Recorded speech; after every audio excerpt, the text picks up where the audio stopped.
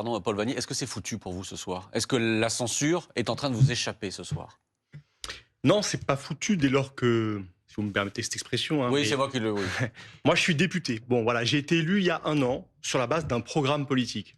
J'ai été élu au premier tour par les électeurs de ma circonscription. Ce programme, il porte l'abrogation de la réforme de la retraite. Demain, je vais défendre avec fidélité cette mesure à l'Assemblée nationale en votant la censure. Je crois que partout en France, les électrices et les électeurs, quelle que soit leur orientation politique, attendent de leurs représentants qu'ils respectent leurs paroles, qu'ils tiennent leurs engagements. Demain, les députés insoumis, écologistes et communistes, élus sous la bannière du NFP, vont tenir leur engagement face aux 9 millions d'électeurs. Mais le PS vous dit, on tient notre engagement, c'est une première étape vers l'abrogation. C'est d'abord la suspension. Alors, c'est pas une suspension. D'abord, c'est un décalage d'1 an de la mise en œuvre de la réforme Borne de la retraite à 64 ans, à l'issue duquel, pour 47 millions de Français, la retraite sera à 64 ans. Mais je voudrais vous expliquer pourquoi cette suspension, cette pseudo-suspension n'interviendra jamais. Pour qu'elle advienne, puisqu'elle passera par un amendement au projet de loi de finances de la sécurité sociale, il faudra à la fin, à la toute fin de ce processus, voter le paquet qu'est le PLFSS, le paquet avec tout ce qu'il contient. Et donc il contiendra le gel des pensions de retraite. Il contiendra... Mais on ne sait pas encore ce qu'il contiendra, c'est ça que je ne comprends pas. La copie pour l'instant, c'est celle-là. Il va y avoir des débats parlementaires. Si vous voulez, j'y reviens à la fin. J'y reviens à la fin. Oui, mais c'est important. Il y a deux solutions. Ou bien il contient ce qu'il contient aujourd'hui, c'est-à-dire des coupes massives, le doublement des franchises médicales, le gel des pensions de retraite. Ou bien, ça, c'est la copie Le Cornu. Ou bien il est transformé par la majorité de droite et d'extrême droite de l'Assemblée. C'est-à-dire qu'il y a la suppression de l'AME, qui est une folie du point de vue de la santé publique. L'aide médicale d'État. Il y a une majorité probablement. Il y a une majorité à l'Assemblée nationale. Donc il contient la suppression. Je veux juste terminer, ça me prendra 1 minute. Il contient la suppression de l'AME. Il contient plus de jours de carence. Le Rassemblement national est sur cette position. Et donc le Parti socialiste, à la fin, s'il veut obtenir la pseudo-suspension, doit voter pour le projet de loi de finances de la sécurité sociale. Et je veux vous dire quelque chose qui a, au-delà de ce qu'il va contenir, qui ne peut rien contenir de satisfaisant pour, à mon sens, un député socialiste. Mais je ne vais pas parler à leur place. Quand on vote le budget, quand on vote pour le budget, on s'inscrit dans la majorité. C'est donc impossible, quel que soit le contenu de ce PLFSS, que les socialistes votent ce budget, c'est-à-dire entre dans la majorité d'Emmanuel Macron et de M. Le Cornu. Voilà pourquoi il n'y aura, M. Svitek, jamais de suspension de la réforme de la retraite. Chose d'autant plus absurde qu'il existe aujourd'hui dans l'Assemblée nationale telle qu'elle est une majorité pour l'abroger. Oui, mais vous oubliez quand même juste une phrase du Premier ministre. Après, il y a quand même des choses qui vont changer, puisqu'il dit le budget ne s'écrira à l'Assemblée, au Parlement, pas à Bercy. Et deuxièmement, il abandonne le 49.3. Personnellement, je pense que c'est pas une bonne idée, mais enfin, il l'a redit hier à l'Assemblée.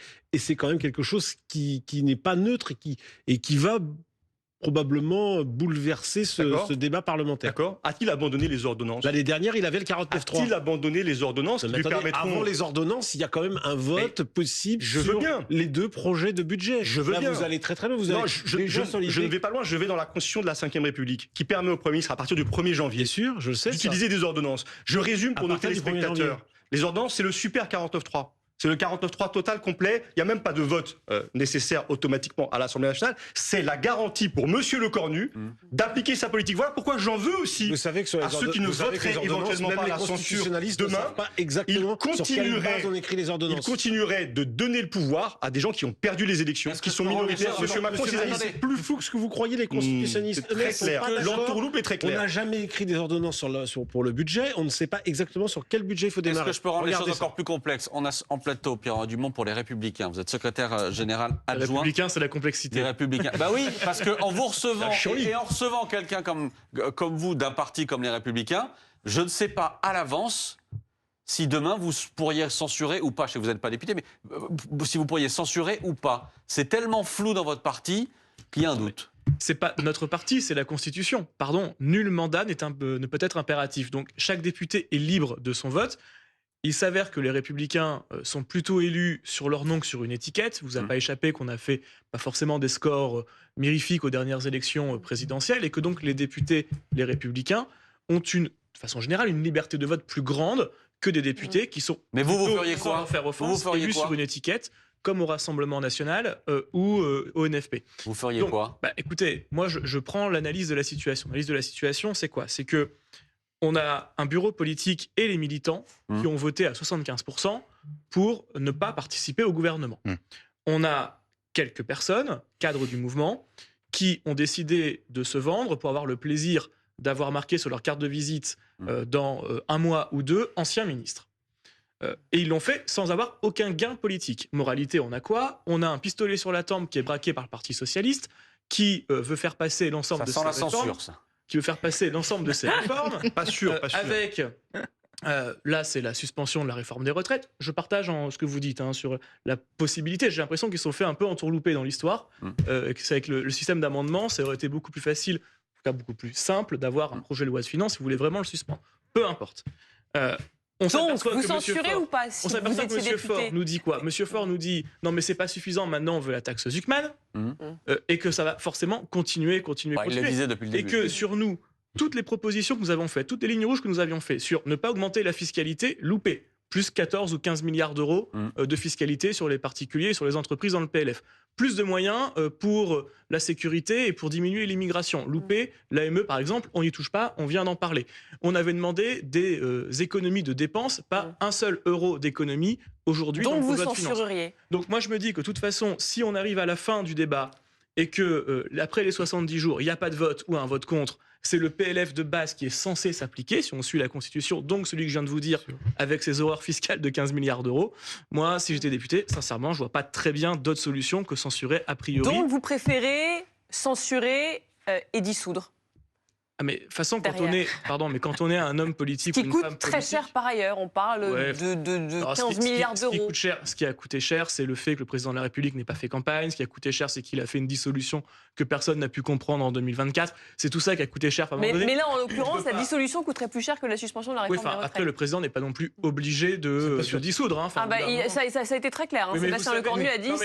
Alors vous savez, le président de la République avait dit en 2024 il n'y aura pas de dissolution après les élections européennes. Il a dissous. Là, il peut très bien dire on va dissoudre et finalement il ne va pas dissoudre. Donc si vous êtes capable de dire ce qu'a le président de la République dans la tête, vous êtes bien la seule en France. C'est visiblement ce qu'il a dit au chef de parti. Mais par contre sur le coup faire attention parce qu'en fait ce chiffrage effectivement 15 milliards. Il sort un peu de nulle part. Il sort d'un chapeau. Sachant que attention. Il sort du chapeau de l'OFCE.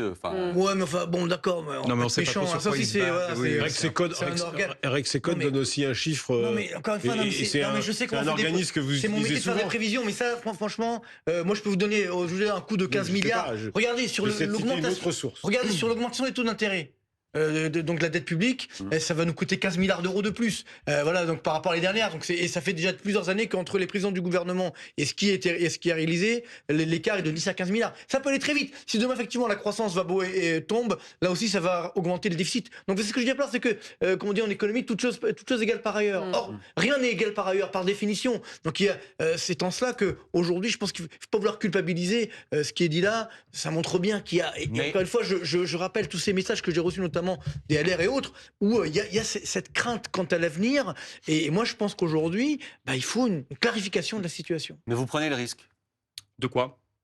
Éventuellement d'une instabilité, de quelque chose qui pourrait vous gripper encore. On est en plein dedans. Et pourquoi est-ce qu'on y est? Je disais encore plus. Plus à mesure que M. Macron s'entête à conserver un pouvoir que les Français ne veulent plus lui concéder, nous allons nous enfoncer dans la crise.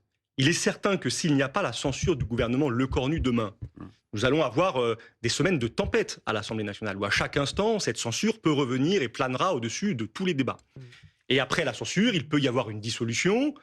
Est-ce qu'une majorité émergera d'une future élection législative? Rien n'est moins sûr. Voilà pourquoi les Insoumis, depuis plusieurs mois maintenant... A priori, c'est le Rassemblement national. Il n'y a rien qui ne le garantit. Je voudrais vous rappeler... Les sondages, en tout cas, sont assez clairs. Les fameux sondages annonçaient tous la victoire. Là, ce qu'on ignore simplement, c'est si c'est une majorité ou une majorité absolue. Mais alors, moi, ce que je sais avec certitude, c'est qu'en 2024, 27 sondages sur 27 annonçaient une majorité absolue pour le Rassemblement national. Le Rassemblement national s'est fait plier aux élections législatives grâce à la mobilisation des électeurs français qui ont refusé de laisser l'extrême droite arriver au pouvoir. Donc rien ne garantit une victoire inéluctable de l'extrême droite. Je veux juste dire une chose, parce que moi je cherche une solution pour sortir de ces hésitations. Nous disons qu'Emmanuel Macron doit partir. 70% des Français appellent à sa démission. Monsieur Macron est minoritaire. Monsieur Macron joue un jeu très dangereux pour notre pays. Il n'a plus aujourd'hui de socle parlementaire. Sa base gouvernementale s'est rétrécie. S'il y avait la convocation de nouvelles élections présidentielles... C'est une pente dangereuse, monsieur Vanier. Non, monsieur Macron, vous voudriez aussi... Non, je ne veux pas d'un président qui n'a pas de majorité à l'Assemblée nationale, qui a été battu aux élections européennes, qui a été battu aux élections législatives. Je dis simplement que sur votre phrase, le président est minoritaire, donc il doit partir. Non, mais il a annoncé plusieurs critères pour lui. Vous savez comme moi que la 5e République n'a jamais traversé une crise aussi grave que celle-là. C'est monsieur Macron qui est la cause de cela. La solution, elle est donc dans son départ. Je dis simplement que les institutions, elles doivent être respectées pour ce qu'elles sont. Il ne les respecte pas, lui. Non, mais je dis pas... Je vous dis simplement que le coup du président minoritaire, c'est pas seulement ce qu'il dit, ce qu'on dit, c'est qu'il a aussi été désavoué à plusieurs reprises par des élections successives et qu'aujourd'hui il est dans une situation où manifestement... Les élections européennes, Rokhaya, ça veut pas... Les législatives, dont il n'a jamais tenu compte. Je suis d'accord, mais... Ça fait 1 an et demi qu'il s'obstine sur une ligne qui a été rejetée, c'est ça le problème. On dépasse sur quelque chose dont oui, le seul mais concrètement, c'est ce qui se passe aussi. Il n'y a que lui qui peut décider. Moi, j'ai une autre sortie de crise. Si on fait une dissolution, élection législative, et qu'on arrête avec ce barrage républicain dont le seul but est d'empêcher l'un des partis dont il paraît qu'il est le plus probable d'obtenir une majorité, de l'obtenir. Puisque c'est ça qui permet... Donc laissez mais quand vous dites... En fait, quand vous dites vous parlez du barrage républicain comme c'était uniquement une stratégie politique alors que c'était un élan sincère de personnes, de citoyens qui avaient authentiquement peur. C'est pas seulement de la stratégie, en fait, ce sont des gens qui sont mobilisés. Je vais vous poser la question autrement, parce que le barrage républicain, on est d'accord, l'objectif, c'est d'empêcher au Rassemblement national d'obtenir la majorité. Parce qu'il y a des gens qui ont peur. Le préalable à ça, c'est que le Rassemblement national est le seul parti aujourd'hui qui s'approche le plus d'une majorité, parce que sinon il n'y aurait pas de barrage républicain. Ah oui, tout à fait. Donc on est d'accord sur les prémices. Maintenant, je vous pose la question, est-ce que vous préférez le Rassemblement national à Matignon, c'est-à-dire pas de barrage républicain, on les laisse faire, ou est-ce que vous préférez le blocage institutionnel et la crise de régime en restant dans ce tripartisme parce qu'on empêche au seul parti capable d'obtenir une majorité de l'obtenir? Qu'est-ce que vous préférez entre les deux? En fait, ce qu'il faut rappeler, c'est ce qui s'est produit entre les deux tours. C'est que ce qu'on a constaté sur le terrain, c'est que notamment du fait des chances très, très importantes du RN d'accéder à la première place de l'élection législative, il y a eu des réactions concrètes dans la vie des Français. C'est-à-dire qu'il y a un certain nombre de Français qui sont retrouvés exposés à des agressions racistes, verbales, physiques, etc. Donc je ne peux pas dire que je préfère cette situation. Bien sûr que ça a à voir. Ça a complètement à voir. On a vu entre les deux tours que le nombre d'agressions racistes ont augmenté parce que la situation était suffisamment confortable. Non, alors là, bien sûr que oui. C'est pas la mauvaise foi. Vous n'êtes pas concerné, donc peut-être que vous ne vous rendez pas compte. Mais il y a des gens dont la vie a été affectée parce que le climat était un climat propice à l'arrivée. On empêche peut-être un climat de s'instaurer en France, tout simplement. C'est pas le barrage républicain, ça, c'est lutter contre le racisme, l'antisémitisme. Mais moi, je l'appelle pas républicain, ce barrage. En tout cas, c'est un empêchement qui est fait de manière légitime. Jean-Philippe Tanguy, qui était sur ce plateau, qui a dit à la fois que vous, chez LR, vous seriez, je le cite, les cocus de l'année, et qui en même temps disait aux Républicains, aidez-nous. En cas de législative, pour arriver jusqu'à la majorité, pour avoir une majorité absolue à l'Assemblée, aidez-nous. Non mais ils sont marrants, le RN, ils passent leur temps à nous insulter. Et après, ils nous tendent la main en disant non, mais venez quand même chez nous. Là, il y a eu la même chose dans l'interview. Donc, il faut quand même savoir un peu ce qu'ils pensent. Entre Madame Le Pen, Monsieur Bardella, Monsieur Tanguy, chacun a une ligne différente. Madame Le Pen, qui hier encore a dit qu'elle n'était pas de droite, qu'elle voulait pas appliquer une politique de droite, qu'après tout, la diminution du nombre de fonctionnaires, les économies, c'est un truc de droite, je la cite. Donc, à un moment donné, il faut d'abord se mettre d'accord sur une ligne. Et on n'est pas d'accord, évidemment, sur la ligne. Et pardon de le dire, mais aujourd'hui, le Rassemblement national, dans ce qu'il a dit, il a tort. Ça prouve depuis le début, ce qu'on est en train de vivre, que Bruno Retailleau a pris la bonne décision quand il s'agissait de partir de ce gouvernement, qu'on avait raison de dire qu'il ne fallait pas y participer. Non, mais qu'il ne fallait... Parce que les choses ont changé. Le contrat de gouvernement sur lequel était le gouvernement qui était le premier gouvernement Le Cornu, on avait une lettre qui a été donnée, là, il n'y a rien eu. Donc on s'aperçoit qu'au final, c'est bien le Parti socialiste et la gauche qui tiennent aujourd'hui le stylo. CF, le projet de loi de finances, qui explose les impôts de 15 milliards d'euros supplémentaires sur les ménages, sur les classes moyennes et sur les entreprises. Et évidemment que quand on est de droite, c'est toutes les lignes rouges qui ont été franchies par ce projet de loi de finances. Le problème, c'est que les députés, les Républicains, sont la vitrine du parti. C'est eux qui décideront. Il faudrait que M. Wauquiez apprenne à jouer collectif. Merci à tous les 6 d'avoir été en direct avec nous dans cette émission, émission spéciale. Merci Julie Hamet. Merci Maxime Switek. Ce fut un plaisir. On se retrouve dans un tout petit instant. À tout de suite.